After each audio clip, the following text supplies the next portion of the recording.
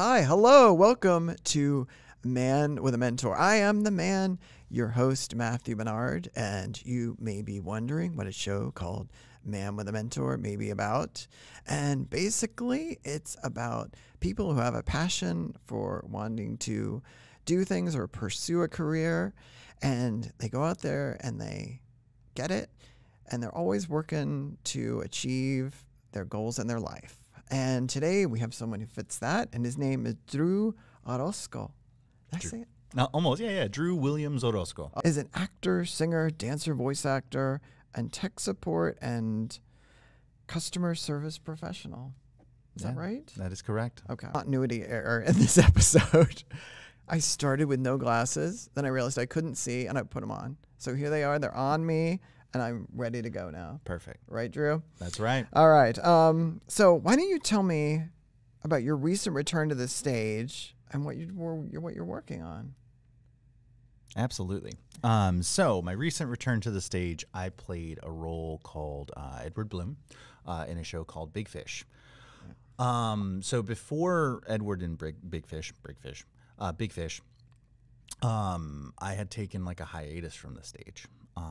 It was due to, life. I had a kid, and I was like, I don't know if I want to do this anymore, so I took a break. But in coming back to the stage, it's been very, very fun. I remembered the rehearsal experience being a little less grueling than I remember it being. But everybody was great. It was warm. The character Edward Bloom, I related to a lot of his mentality, his approach to things in life. Because if you're not familiar with Big Fish, he is a very much larger than life creative mind. So he would relate a lot of his life experiences to stories that he would tell his son. And so as his son got older, there was lots of friction there because he couldn't tell what was real and what was not. So getting to explore that family dynamic that I can relate to because of the relationship that I have with my own parents, along with his journey through life, that kind of was similar to the one that I'd experienced thus far, especially having a little one. It was a magical experience for me. And then just the icing on the cake for me was the group I got to work with, like Springboro Community Theater. It was a fantastic experience from the cast, the crew, all across the board. They just welcomed me with open arms and made it like a wonderful return to what I love doing. They reeled you in. They did. All right, that's the best one I got. Let's go back and hear about like a little Drew. And like how did you first get an inkling that you were like stage material? Like were you a class clown? Were you like super shy and it was a way to like break the egg kind of feeling? Because that's how it was for me. I was like super shy and nervous, believe it or not. And so like I kind of pushed myself to put myself out there.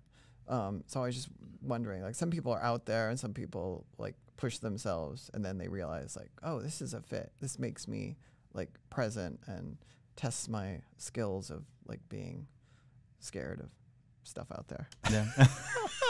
There's a lot of stuff out there, y'all. Be careful. And I'm scared of about 80% of it.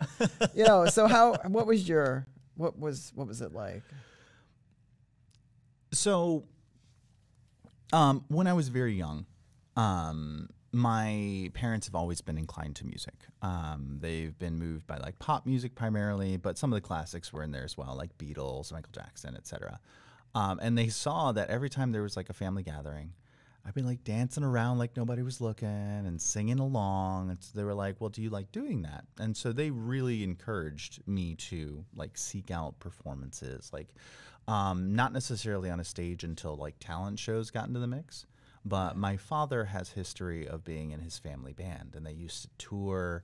I think the story he loves to remind me of is he almost got to play with the Ohio Players, which is really funny because now I'm in Ohio. But his mom was like, absolutely not, because I think he was like, had to be a teenager, maybe like 13 or something like that. Oh, he had an almost famous moment. Right? Totally. But then fast forward to when he had me, he would always tell me like he always wanted a son. to share his love of music with. And so Because you can't share music with girls. No, it's something my dad would say. It was through encouragement from my parents and that first talent show that I went on stage in 2nd grade, I think it was. And I think I sang Hakuna Matata. Right. And so it was that point forward, I was like, I'm not like other people, and I probably should explore this in a creative and healthy manner. Right. Yeah. No, I think that happens to a lot of people. Like something's in there, and then they do it, and then they have to keep doing it. Yes. Yeah. All right. Well, let's talk about, the dreaded day job. Like it's not easy to like make a living in the arts. But do you love what you do during the day, or do you wish like, oh my God, I have to do this to pay the bills, to bring home the bacon? Like, do I really have to do this? Like, oh, can't I just do other things that are fun? Or like, how do you feel about your day job? Or don't tell me you hate it, because then that might be bad for you down then the I'll road. get fired. Yeah, no, after he was on the podcast. Yeah, right. Like, Drew, we can't believe you said that. I actually really enjoy my job. Oh yeah, I really, really do. Genuinely, I have been put in the very fortunate spot where I have a lot of creative input in my job. Which is slowly evolving into a more creative role. So currently I'm a senior customer success consultant. So I help folks understand how to get the most out of the software that they've purchased. And it's not necessarily always solving problems. It can be as simple as, how does this work? Or where do I find this? Or do you have a resource on how I can use this part better? Right. So as much as in my free time I'd be like, I hate people. People are the worst. I actually really love people. I love interacting with people. They give me energy that I wouldn't necessarily have. And so actually getting to support people in something that they're happy with using and just want to learn more about it, that part is very fulfilling for me for work. And then on top of that, because I have like the video editing experience and utilizing different programs, I've been able to throw some video editing into the mix, which has been really, really helpful and really fun. And so there's some projects planned that I may be involved with as well.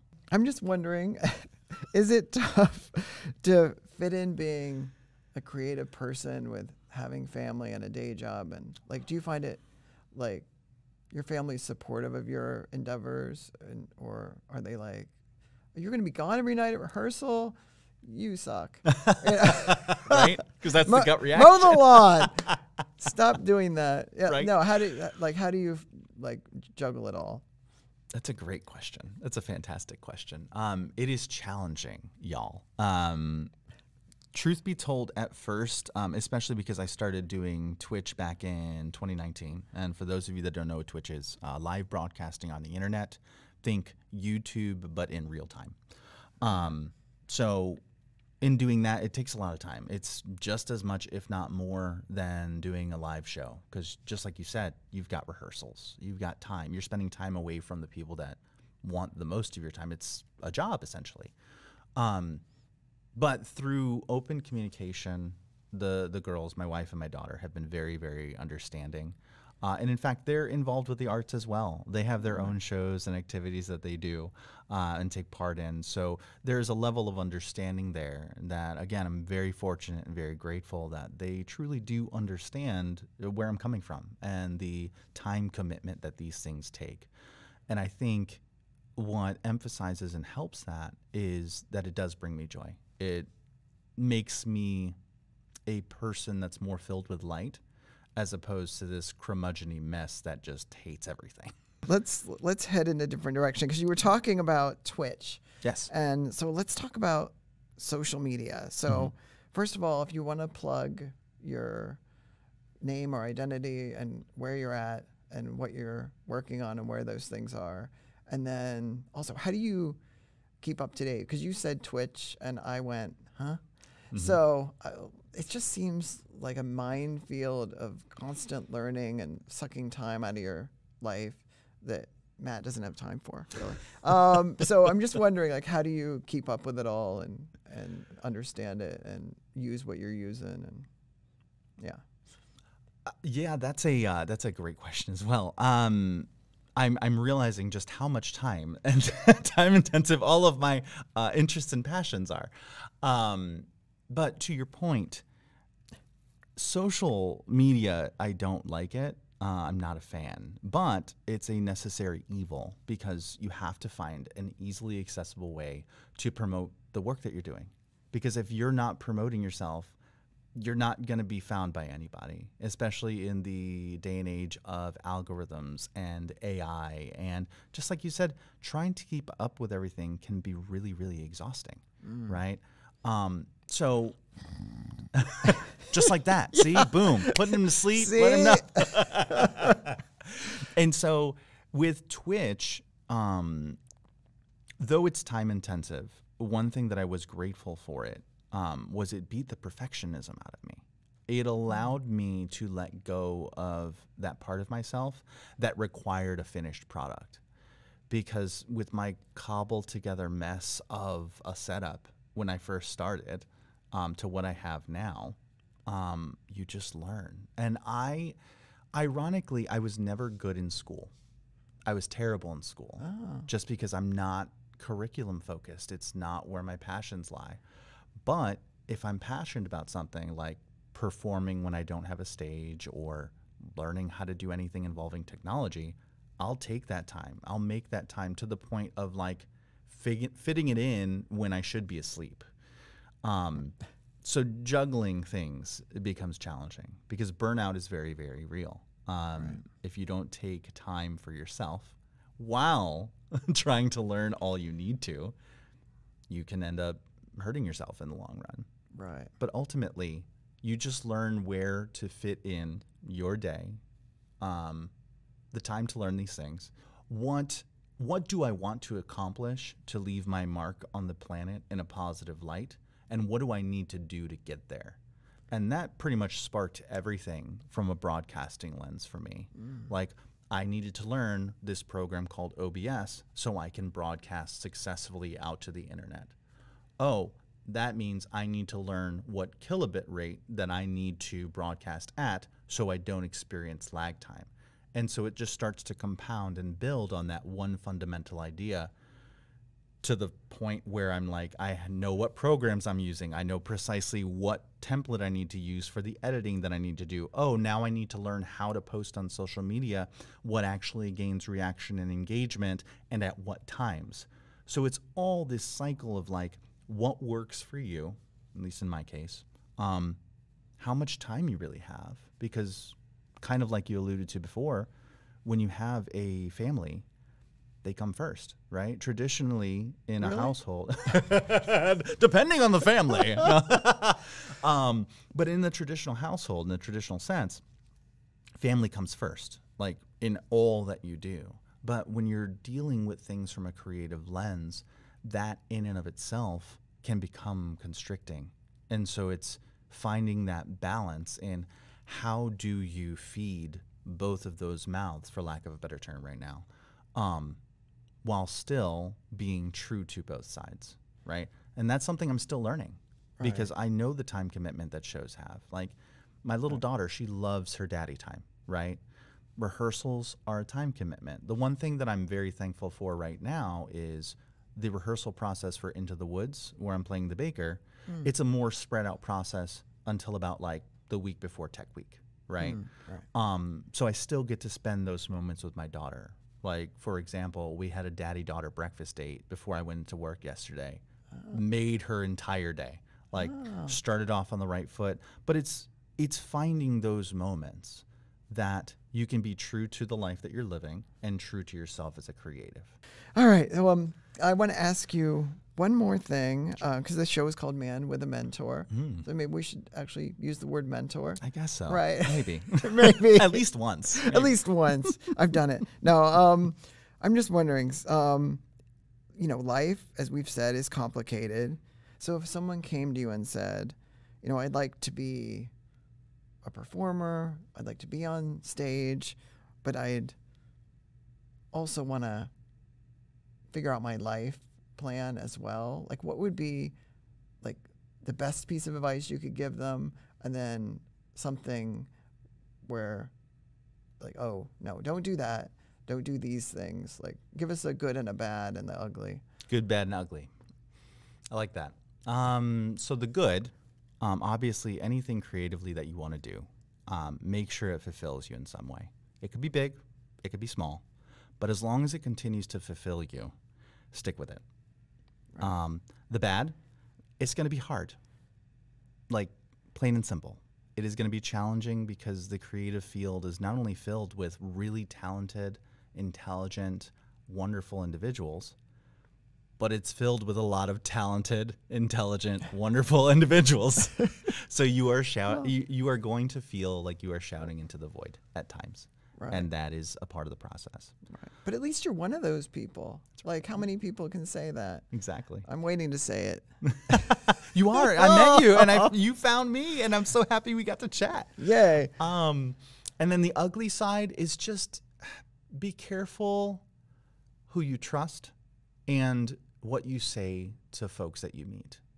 Because our circle, no matter where you are on the planet, is very small. And they will remember all of the terrible things that you say, whether you want them to or not. And I understand that we all go through growth and we say things that we don't mean at times because we're human. Right. But remember, that's a part of the package deal. Right. You are leaving a lasting impact on everybody that you come into contact with in any form of creativity. That's my spiel. I like that. I like that. Yeah. And let's oh, did you do a plug for your social media? How people find you? I'm terrible about that. I'm not going to lie. That was part of my question, I and know. you just ignored it. Totally went around it. I'm terrible at self-promotion right now. Let's do it right now before I forget. Sounds good. Right. You can find me everywhere at Drew Bearded. That's on YouTube, Twitch, Instagram, Facebook, Meta, WhatsApp.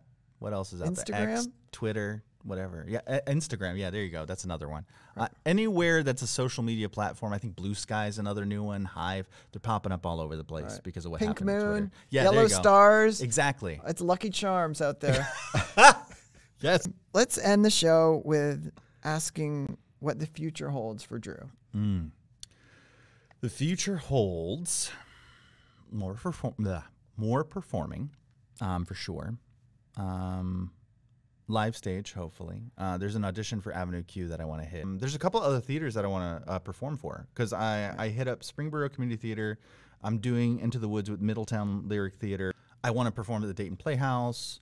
Where else? I'm finding all these theaters popping up because obviously, like, not being in theater for a while and never doing anything before this year in this area, like, there's so much around. The theater community is thriving here, which is really exciting. Yeah. Cool. Maybe some open mics. I don't know. I've been playing and writing a little bit more, which is kind of fun. All right. And then, seeing where the world takes me. But if you want to keep up with me, Drew Bearded everywhere is where you're gonna catch me.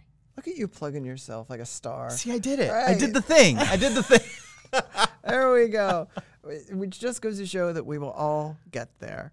All right. I want to thank my guest, Drew Williams Orozco. Well, look at you. I know, right? Yeah. I even said it like, Serena and Venus. There right? you go. It's not William. It's Williams. Williams. Yeah. Mm-hmm. Yeah. The S adds everything. It does. Yeah. And I want to thank you for listening or watching to this episode of Man with a Mentor. Thank you.